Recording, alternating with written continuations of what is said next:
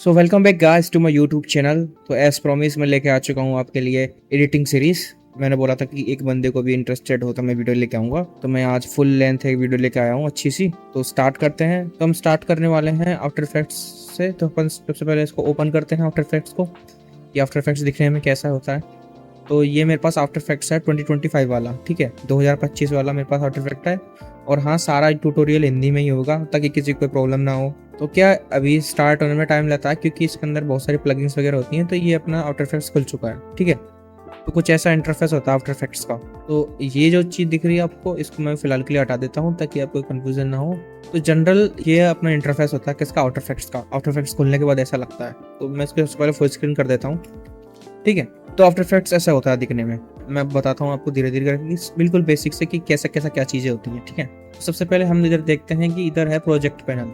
हम इसमें कोई भी जो भी अपनी फाइल्स वगैरह होगी जिस पर अपन वर्क करने वाले हैं उसको अपन यहाँ पे इंपोर्ट कर सकते हैं, ठीक है। तो यहाँ पे जब हम आकर राइट क्लिक करेंगे इस वाले सेक्शन में, तो यहाँ पे अलग अलग चीज़ मतलब कि कंपोजिशन मतलब आपने अगर पुराना प्रोजेक्ट बनाया है, ठीक है, वो उसकी जो स्पेसिफिक डाटा है उसको लेके उसको पूरा ही ट्रैक करना है आपको। इसमें तो कंपोजिशन होती है। फोल्डर आपको पता ही है फोल्डर क्या होता है। कोई भी पीसी में फोल्डर हो आपका, वो आपको डालना हो तो वो अपन ऐसे इंपोर्ट कर सकते हैं। और मेन अपना इंपोर्ट में फाइल्स वगैरह जो कुछ भी है सब यहाँ से इंपोर्ट कर सकते हैं। इसी में करके दिखाता हूँ कोई फाइल्स करके, ठीक है। तो हम कोई फाइल्स यहाँ पे इंपोर्ट करते हैं। तो मैंने यहाँ पे एक फ़ोटो इंपोर्ट करी है, वो यहाँ पे आ चुकी है। उसका यहाँ पे प्रीव्यू दिख जाएगा अगर सपोर्टेड फाइल हुई, ठीक है। आफ्टर इफेक्ट्स में क्या बहुत सारे फॉर्मेट्स सपोर्ट नहीं करता वो सिंपल वाला, जैसे कि MP4 हुआ, AVI हुआ, AVI MOV फाइल्स, ये सब एक्सटेंशन होते हैं फाइल्स के।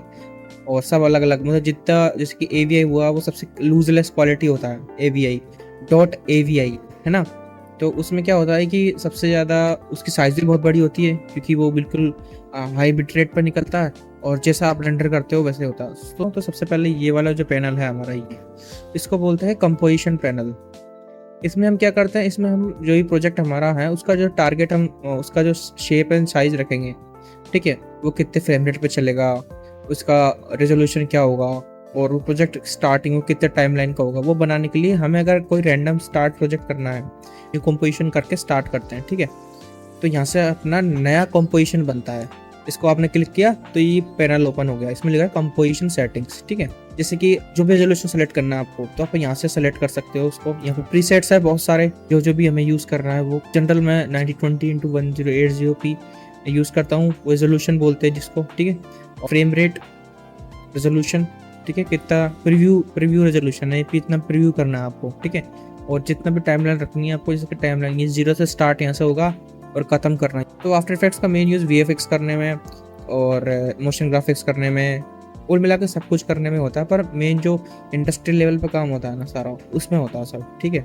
ऐसे कंपोजिशन रेडी करने के दो हैं तरीके। या तो आपके पास खुद का ही कोई आपने कोई रिसोर्स वीडियो बना रखा हो, उसमें अपन को सेम टू सेम उसी सेटिंग्स पे जिसमें वो वीडियो है उसी में ही अगर अपन को वो करना है, हम उसको डायरेक्ट ड्रैग एंड ड्रॉप कर देते हैं कि ये फोटो है, इसको ही अभी अपन इंपोर्ट कर लिया, लेकिन मुझे यही चाहिए, यही सेम टू सेम सेटिंग्स चाहिए, तो अपन यहाँ पे आके इसको यहाँ पे ड्रैग एंड ड्रॉप कर देंगे।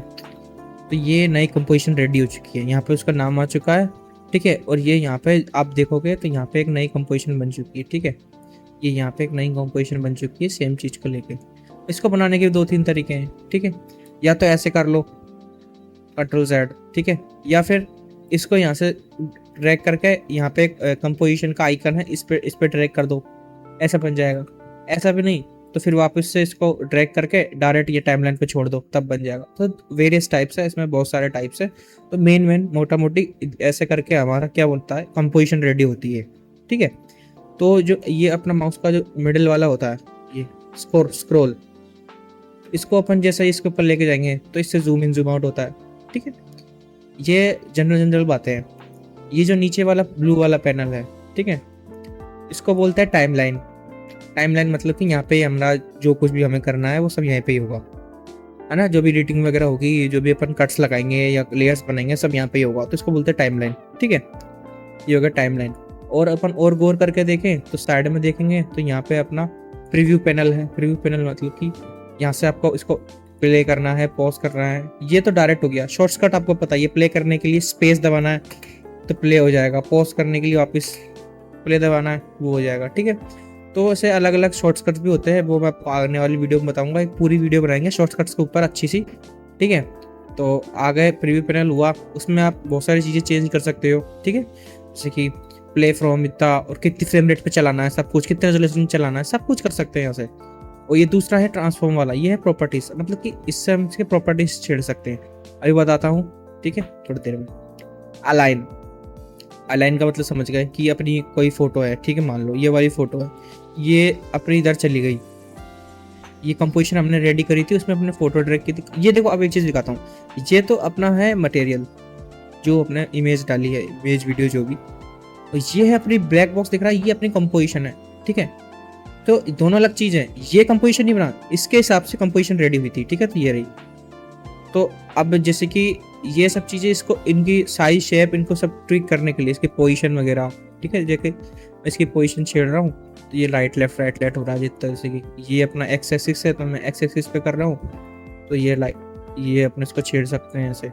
और ऐसा ये तो मैन्युअली करने के लिए, ठीक है।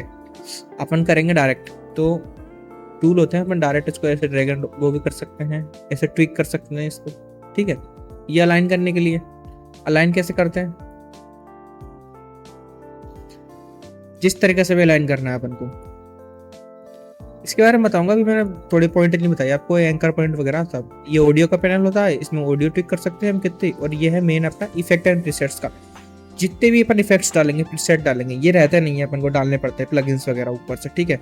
तो मुझे पता आफ्टर इफेक्ट्स आप लोगों ने जिसके पास है वो तो है ही है, जो सीखना चाहता है वो भी डाल सकता है। जिसको डालना नहीं आता उसके लिए भी मैं अलग से वीडियो बना दूंगा कि डालते कैसे हैं, मैं लिंक भी दे दूंगा आपको, ठीक है। और जो भी इंपॉर्टेंट प्लगइन्स वगैरह हैं वो भी बता दूंगा, जिसको जैसे भी करनी है। और भाई ज़रूरी नहीं है कि आपके पास कोई तगड़ा ही पीसी हो, क्योंकि सीखने के लिए तो अपन स्टार्ट कर ही सकते हैं। तो अगर जनरल भी, मैंने भाई इंटेल कोर 2 डुओ सबसे ख़त्म पीसी होता ना, जिसमें 600 रुपये का प्रोसेसर डल रहा था, उसमें मैंने आफ्टर इफेक्ट चलाया। उसके बाद अलग बात अलग है कि वो फिर मदरबोर्ड चल गया उसका, तो मैंने क्या थोड़ा ज़्यादा चला दिया था, लेकिन फिर मैंने i3 लिया था। अब मेरे पास i5 लेटेस्ट जनरेशन है 14, ठीक है। तो आप स्टार्ट कर सकते हो। अपन को तो बेसिक आना चाहिए, क्योंकि यार कैपकट वगैरह good, very good software for editing, लेकिन दिक्कत क्या आती है कि यार उसमें स्मूथनेस का बहुत वो रहता है, क्योंकि फ्रीडम ऑफ वो नहीं है इसमें। आप जो भी आपके पास दे रखा है उससे आप क्रिएटिव कर सकते हो, लेकिन फ्रीडम नहीं है।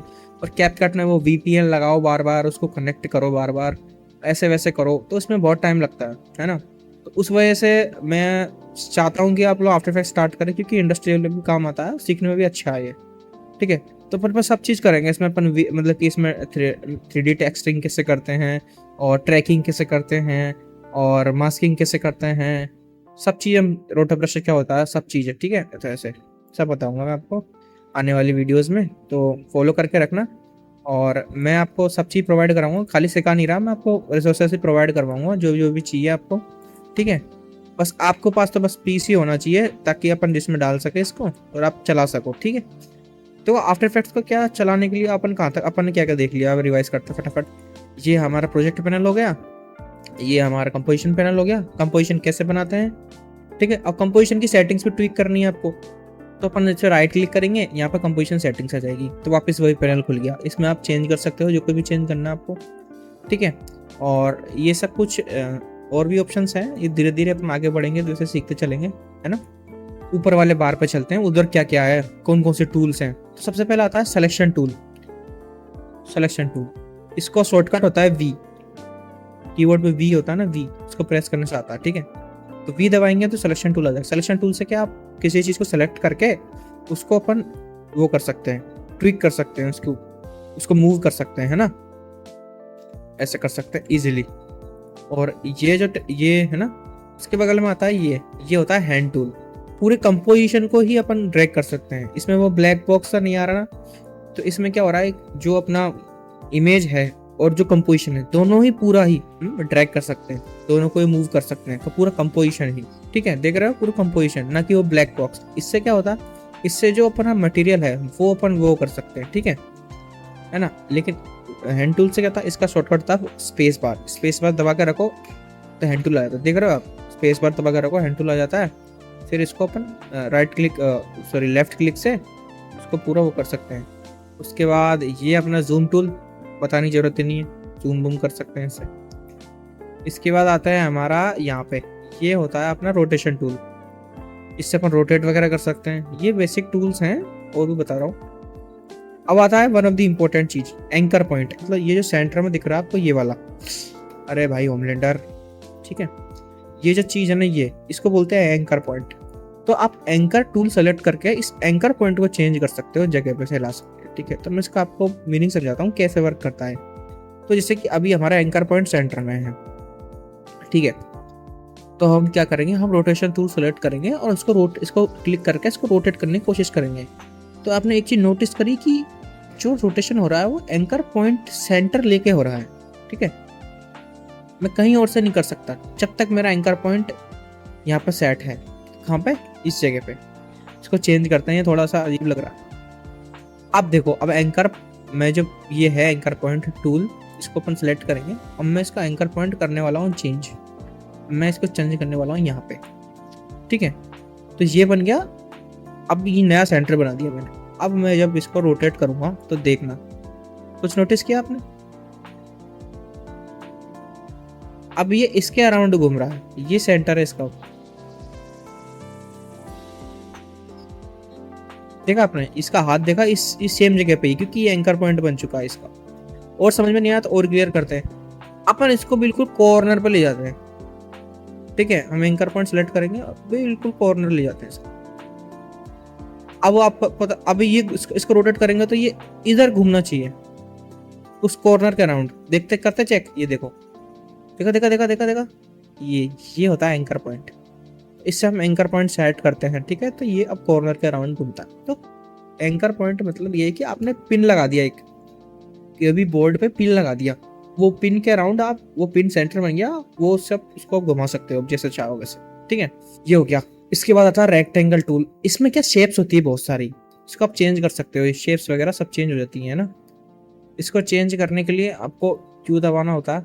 क्यू दबाते ही आपकी सारी शेप्स वो सेलेक्ट करना है। जैसे कि मान लो कि मुझे स्क्वायर सेलेक्ट करना है, तो मैं स्क्वायर सेलेक्ट, ये मास्किंग के लिए काम आता है। मास्किंग का मतलब भी समझाता हूँ भाई, मास्किंग क्या होती है डायरेक्ट मास्किंग पर। मास्किंग का मतलब होता है कि कोई भी एक आपको फ्रेम दे दी जाए, या कोई वीडियो की फ्रेम हो, उसमें से आपको एक चीज बिल्कुल निकाल के बाहर करनी है, उसको बोलते हैं मास्किंग। और जब उसको बोलते हैं ना कटआउट बोलते हैं अपन, तो कटआउट का मतलब मास्किंग ही होता है, ठीक है। और पूरी वीडियो ही मास्क हो रही है अगर, तो उसको बोलते हैं रोटो ब्रशिंग, ठीक है। रोटो ब्रश करना बोलते हैं उसको, उसका भी टूल है अलग से। तो जिस भी शेप में चाहिए आपको, तो जैसे कि इसको अपने सेलेक्ट करा तो ये हो गया। अपन वापस क्यू दबाएंगे ना, क्यू, डब्ल्यू के बगल में क्यू होता है ना कीबोर्ड पे, तो इसकी शेप्स वगैरह चेंज हो जाएंगी। आप जरा ध्यान दीजिए यहाँ पे, तो इसके देखो ये शेप्स वगैरह चेंज हो गई है। अभी सर्कल पे आ चुका है, तो मास्क करूंगा तो सर्कल आ जाएगा, ठीक है। फिर वही ये इसके पॉइंट्स है, इसको हम वी। अब मुझे क्या करना है, अब मुझे इसकी शेप वगैरह चेंज करनी है। तो उसके लिए मैं क्या करूंगा, मैं सबसे पहले सिलेक्शन टूल यूज करूंगा, उसके बाद मैं इसको प्रेस करूंगा, मैं इसको मूव कर सकता हूँ, ठीक है, ऐसे, समझ गए।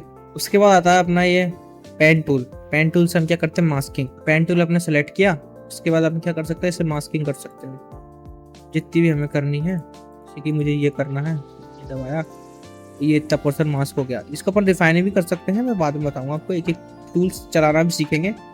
उसके बाद ये टेक्स्ट टूल, इसको हम सेलेक्ट करके हम इसमें टेक्स्ट वगैरह लिख सकते हैं, और यहाँ से इसकी साइज़ वगैरह भी चेंज कर सकते हैं।